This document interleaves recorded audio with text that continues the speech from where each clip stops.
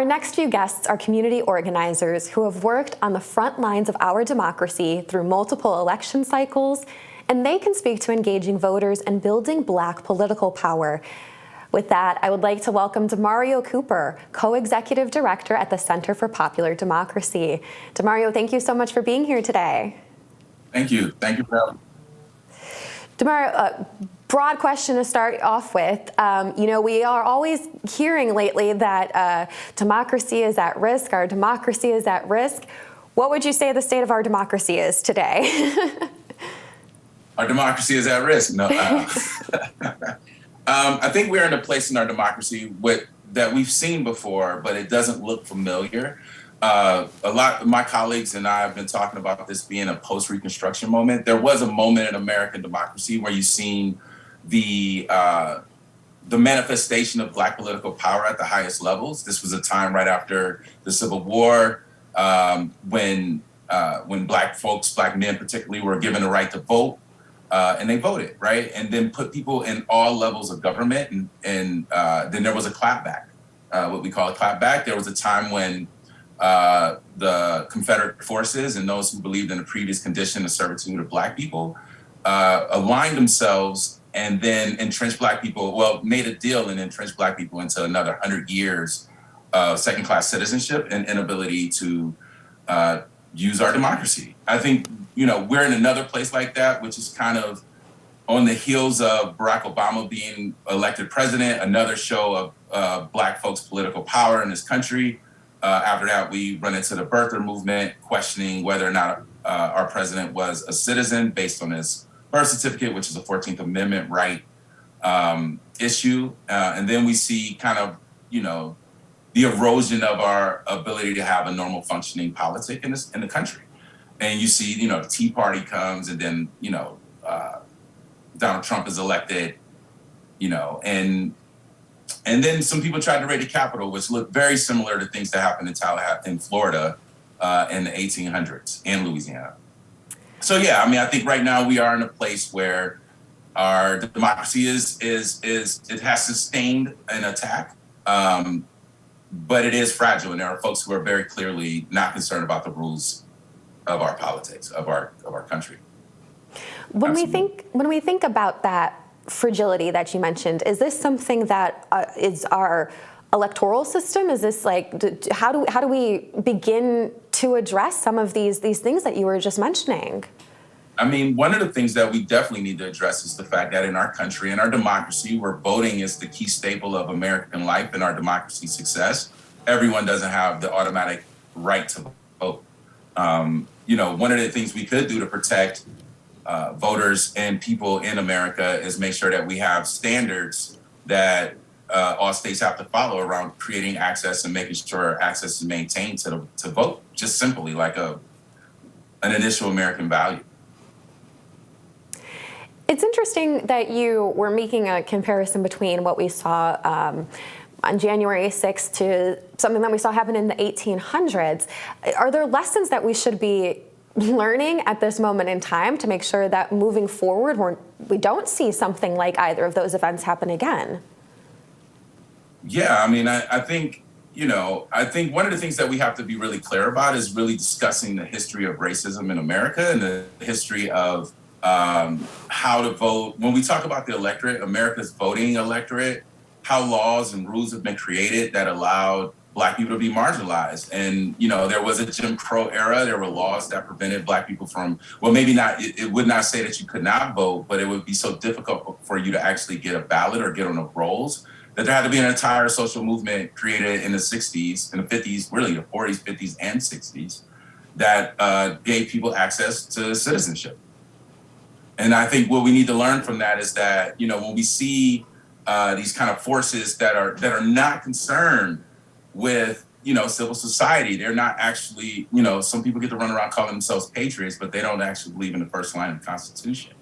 I think we need to be very clear about making sure that everyone has access to vote and that is protected in every state across the country.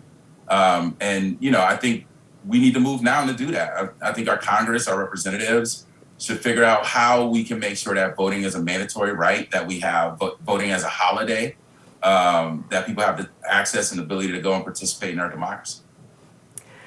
DaMareo, we heard President Joe Biden, when he was on the campaign trail, talk about racial justice and that he had a racial justice agenda. It was going to be very important to him. It's something that he and the Vice President Kamala Harris have continued to discuss. We've seen some policies come from them.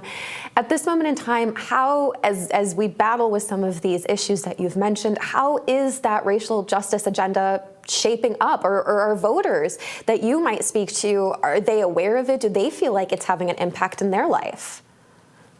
I think across the board, we have to do a better job of connecting the policies and legislators and people who are making the rules to the everyday experience of people who live under these decisions and policies. I think generally we have to do that.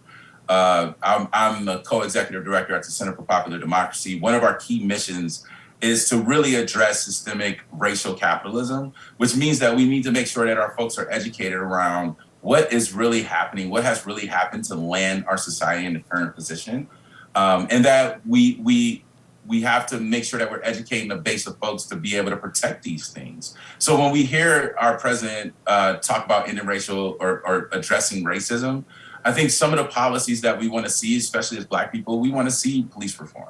You know, we want to see policies created, like your last guest was talking about, creating more access to opportunity through banks. But I also agree, like, you know, most people, Black people, are still concerned about the way that police operate in community. You know, I'm not a person who believes that we have to have police to have safety necessarily. I think there are ways that we can increase safety, even if you need police when people violate or to protect the law.